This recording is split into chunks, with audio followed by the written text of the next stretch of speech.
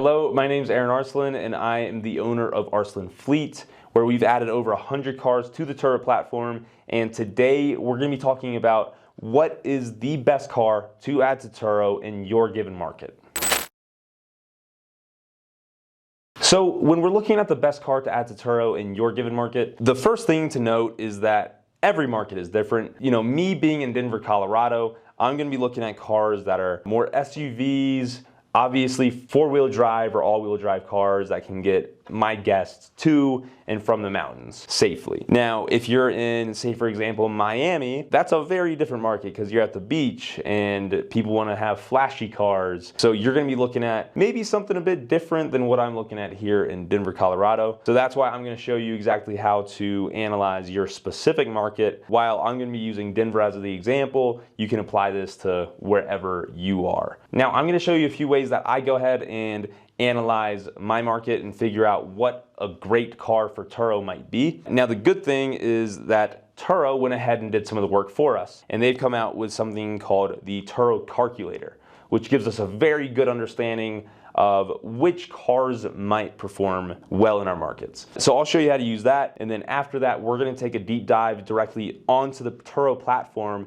and I'll show you what that looks like and how I go about analyzing cars from just normal old Turo listings. And then the last thing is I'll show you how to utilize other hosts' data and show you how to maybe even access other hosts that you didn't have access to in the first place. To jump into it, the Turo Carculator is, like I said, a tool provided by Turo. And this is going to be a great way to get a very broad understanding of what type of car might do well in your market. Now, I would hesitate on using this as a way to create your actual expectations on how much you could stand to make on a vehicle, because honestly, the numbers are a little bit all over the place. And what you actually end up making is really going to depend on the amount of effort that you've put in and the time that you've put the car on the platform and how well you maintain the car so you can avoid downtime and all of that. So that being said, we're going to be able to use this to get Turo's earning projections, and it is crucial to understand how they've come up with these numbers before you put them to use at all. So let's jump right on into the actual calculator itself, and I'll show you how I utilize it. First of all, you're going to see that you can search by budget, and then you can sift through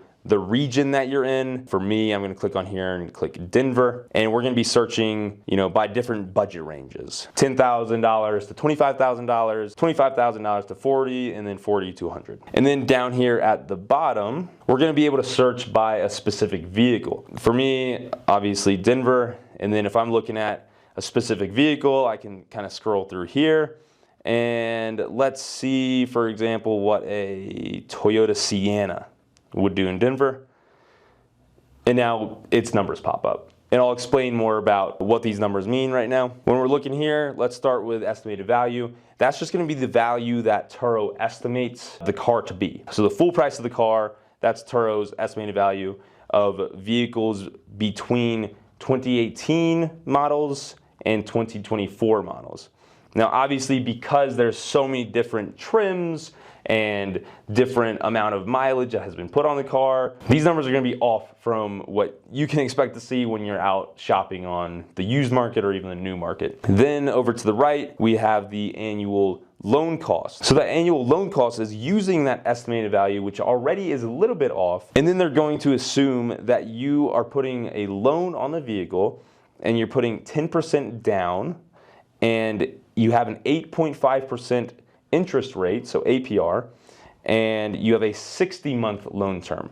Now, if you ever financed a vehicle or bought a car before, you'll know that this is a very specific case that they've come up with here. So they've kind of shot right in the middle of where most people usually are.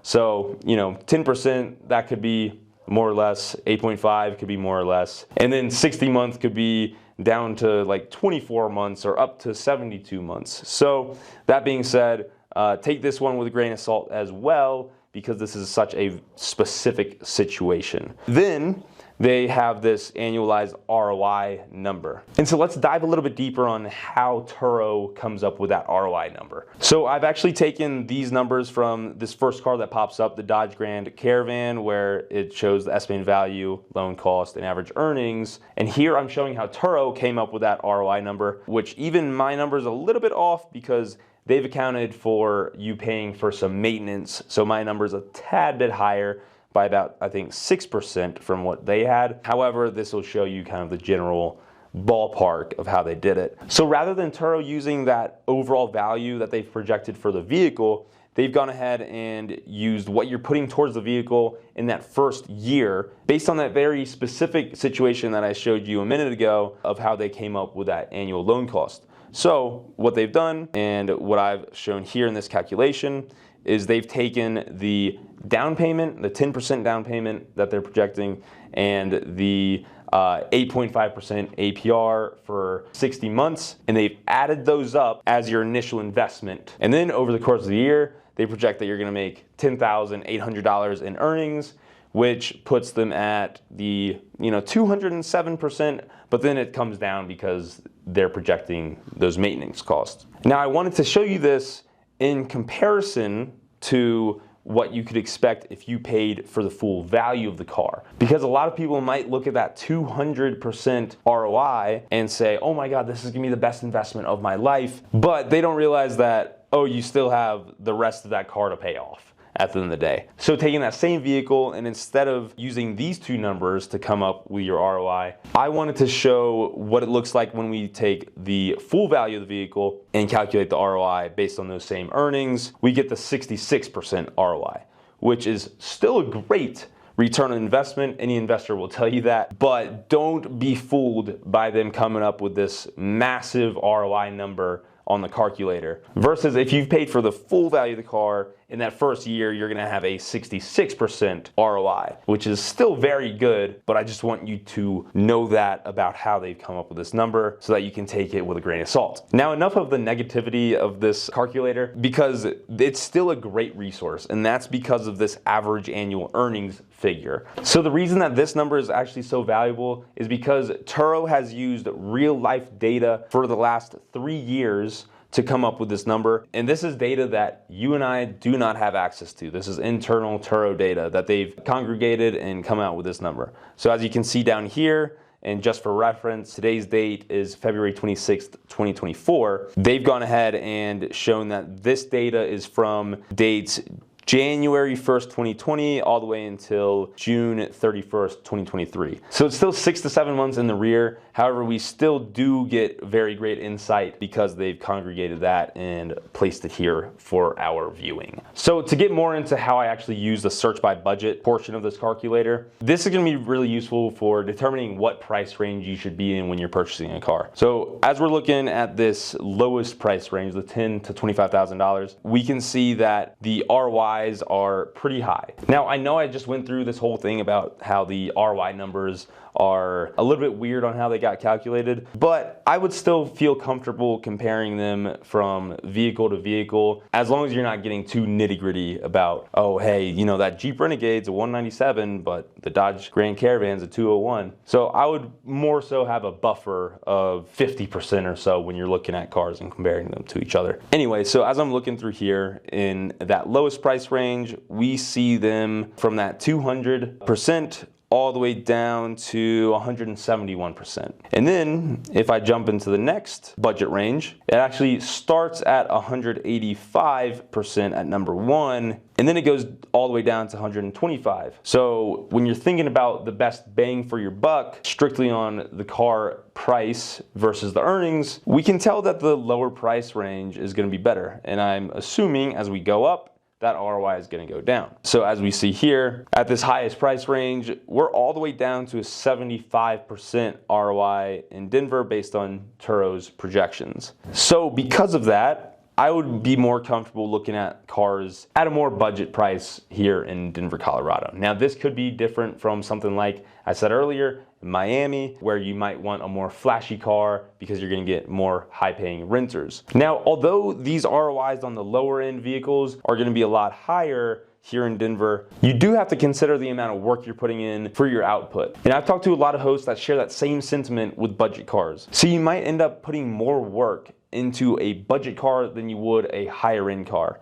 And then at the end of the day, you are making off of that extra work on this budget car $10,000 versus one of those mid-tier cars, $17,000. So that's just something to consider when you're making these decisions, but everybody's different, so I want you to make sure that you are doing whatever's best for you at the end of the day. Now, to go back into this search by vehicle function, where we've gone ahead and we actually pulled up this Toyota Sienna. So $15,000 a year off of this Toyota Sienna, in my opinion, is pretty good, because I would estimate that I can get a Toyota Sienna for closer to like a $20,000 to $25,000 range and make those same earnings. So if we want to look more into a car like a Toyota Sienna, I'll kind of show you how I take a deep dive onto the Turo platform and create an analysis based on a listing that I am able to pull up. Right now, we're going to go ahead and create our own analysis based on a listing that we find. Now, the key thing here is that we're going to be looking for well-established Turo listings, which are put up by all-star hosts. So we don't want to go and analyze a car that has 5 bookings on it, or somebody who hasn't established himself on the platform. We want to look at the people who have some credibility and analyze their vehicles. Now, we're going to also take those highest priced months,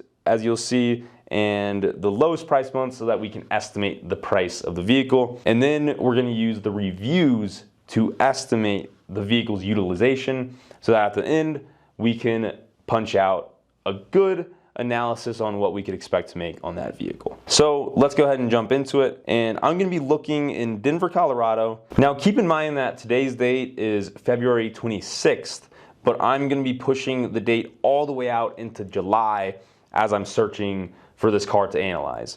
Now the reason for that is that the best cars are most likely already booked out for closer to today's date. So if I'm pushing out all the way to July, it's probably going to give me a lot of options to choose from when I'm trying to make this analysis. So let's go here to make, and then scroll down and select Toyota.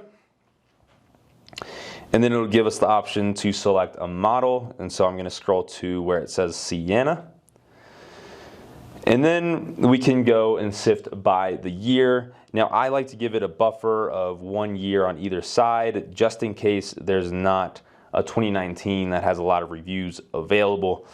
So we're going to go 2018 to 2020. And there you can see we have actually 5 options to choose from. So I'm looking for a 2019. And we've got a 2019 here that's very well established with 116 trips under its belt.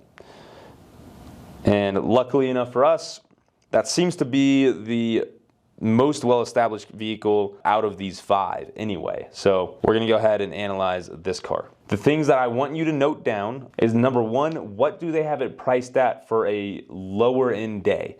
And those are probably gonna be, at least here in Denver, something around April and May.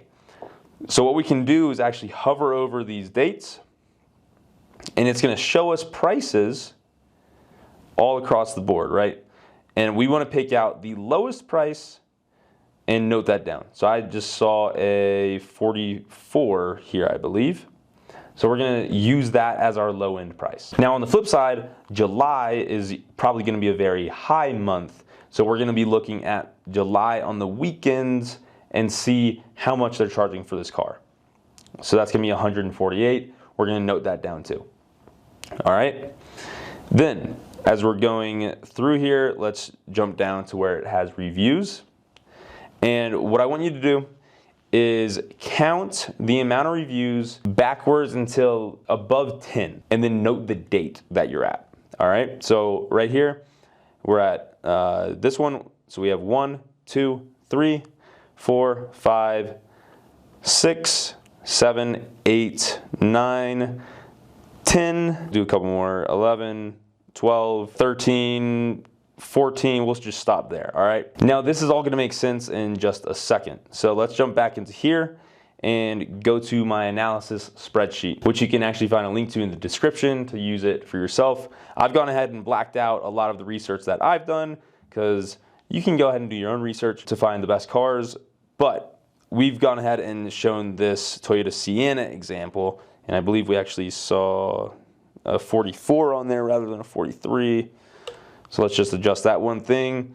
But what happens here is we take the price of the car that I think I could get the car at for that exact vehicle, 2019 Toyota Sienna L, and then we take the peak price of $148, we take the low price of $44, and then we go ahead and we actually average them out, and then we actually take 10% off the top just to account for any discounts and make sure that we're actually shooting below what you could expect so that your expectations are low, and then maybe you end up making more money than what you expected. Then we take the amount of reviews and we note down the review date of the 14th review back, which was 9/27, and we note down what the research date was when we actually made this count. So based on that, Turo actually has an average trip length of 4.23 days. So we take the amount of days that it took to get 14 reviews, and then on top of that, only 62% of people end up leaving a review on average. So we come up with a utilization of 62.84%. All right. So based on all of those numbers, our monthly revenue is going to be $1,500. Okay.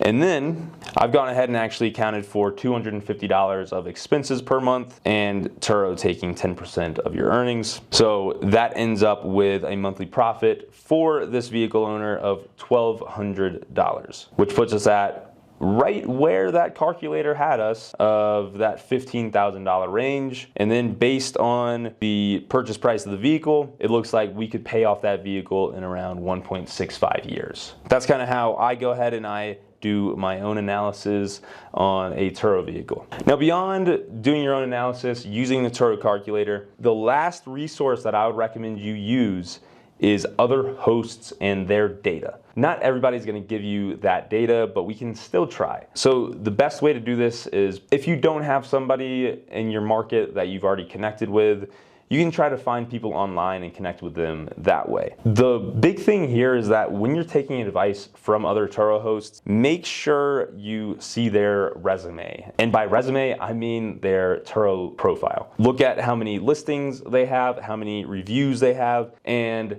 how well they're being reviewed. So I probably wouldn't be taking advice from somebody that has like a 4.5 star rating overall, and I probably wouldn't take advice from somebody that has 10 trips under their belt. And also, people like to boast about how much money they can make and inflate their numbers beyond what they actually do make. So when you're looking at taking advice from another host, if they can send you a screenshot of their actual earnings, or if they've posted that anywhere, then that is the data that you want. So the best way to find other hosts is gonna be honestly on Facebook. There's a couple groups that I highly recommend you go ahead and join, and they are actually screenshotted right here, and I'll put a link to them in the description as well. Turo, I think that's an ampersand. Hosts is gonna be a really big one, and then even bigger than that, with I think 83,000 members right now, is the Turo Car Rental Business Group. So jump in there, try to find anybody in your market already who's posting, shoot them a message,